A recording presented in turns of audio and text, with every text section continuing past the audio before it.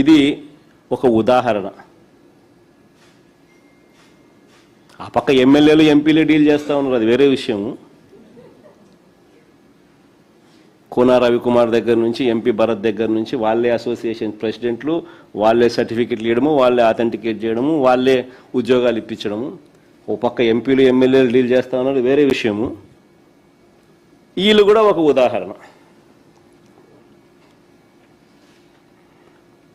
పైగా అన్నిటికన్నా ఆశ్చర్యం ఏమిటో తెలుసా? బలమైన సెక్షన్లు పెట్టి గట్టిగా విచారణ చేయకపోగా కేవలం స్టేషన్ బెయిల్ ఇచ్చి పంపించినారు. స్టేషన్ బెయిల్ ఇచ్చి పంపించేసినారు. అది అన్నిటికన్నా దారుణం, ఆశ్చర్యం. అసలు చంద్రబాబు నిజంగా అడ్మినిస్ట్రేషన్ అంతా ఎలా ఉంటుందనేది ఒక చిన్న ఎగ్జాంపుల్ చెప్తా. చంద్రబాబు నాయుడు గారి అడ్మినిస్ట్రేషన్ అంతా లీకేజీలు మయం.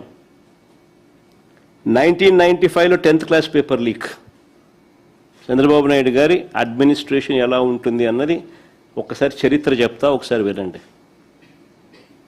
1995లో 10th క్లాస్ పేపర్ లీక్, 1996లో ఎంసెట్ ఇంజనీరింగ్ పేపర్ లీక్, 1997లో ఇంటర్మీడియట్ పేపర్స్ లీక్, 2017లో 10th సైన్స్ పేపర్ లీక్, 2019లో 10th పేపర్ లీక్, 2025లో బీఈడి పేపర్ లీక్.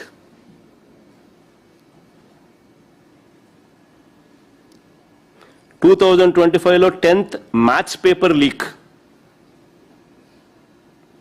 ఇప్పుడు డిఎస్సి టీచర్ల రిక్రూట్మెంట్ లీక్. ఇది చంద్రబాబు నాయుడు హిస్టరీ. ఏదైనా కూడా డబ్బులు చేసుకోవడం ఎలా లీక్ చేయాలి, ఎలా డబ్బులు చేసుకోవాలి, దిస్ ఇస్ హిస్టరీ. ఇవన్నీ కూడా ఏదైతే నేను అడిగానో చూపించానో ఇలాంటివన్నీ కూడా ఎత్తి చూపితే చంద్రబాబు నాయుడు గారికి మాత్రం నరాలు తెగిపోయేంత బీపీ, బ్లడ్ ప్రెషర్ ఎంత ఎక్కువ వస్తుందనంటే ఒక్కోసారి నాకే భయం వేస్తుంది, నేను పోతాడేమో అని చెప్పి. ఎప్పుడైనా పొరపాటున నిద్రపోయేటప్పుడు ఎవడన్నా అట్ట తలుపు అటు కొట్టి మావిగన్ అని చెప్పి ఓడని అన్నాడు అనుకో, టకా అని చెప్పి మనిషి ఏమవుతాడో ఏమో అని చెప్పి ఒక్కోసారి భయం వేస్తుంది. నరాలు తెగిపోయేంత బీపీ. అందుకే ప్రశ్నించిన ఏ ఒక్కరిని కేసులు, అరెస్టులు, ఎవరైనా మీరు ప్రశ్నించండి, ఎక్కడైనా కానీ ప్రశ్నిస్తే చాలు కేసులు, అరెస్టులు, భయపెట్టడం. ఇది రొటీన్ చంద్రబాబు నాయుడు గారి పాలనలో. ఇవన్నీ కూడా మనం చూస్తూ ఉన్నాం. అయితే చంద్రబాబు నాయుడు గారికి ఒక్కటి గట్టిగా చెప్పాలి.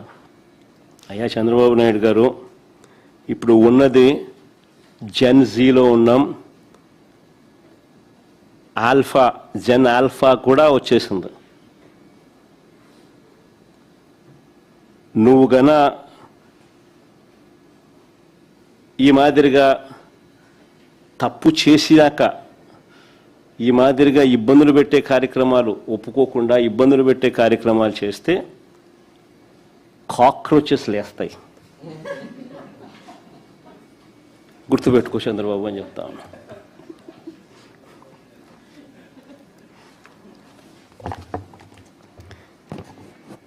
ఆంధ్ర రాష్ట్రంలో మేము కూడా కాక్రోచ్ అనుకో.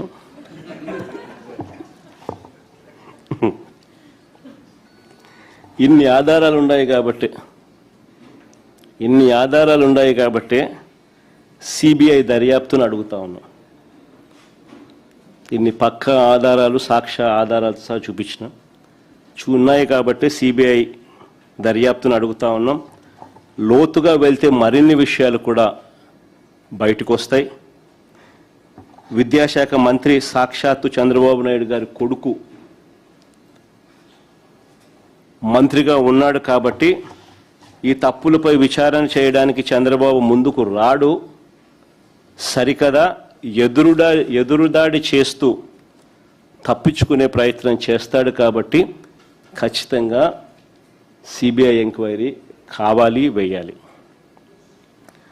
అందుకే ఇన్ఫ్యాక్ట్ వారం రోజుల క్రితం డిఎస్సి అభ్యర్థులంతా కూడా నా వద్దకు వచ్చినప్పుడు వారికి నేను ఒకటే చెప్పాను, వారి తరపున న్యాయ పోరాటంలో ఖచ్చితంగా వాళ్ళ తరపున వాళ్ళకు తోడుగా ఉంటామని చెప్పాం.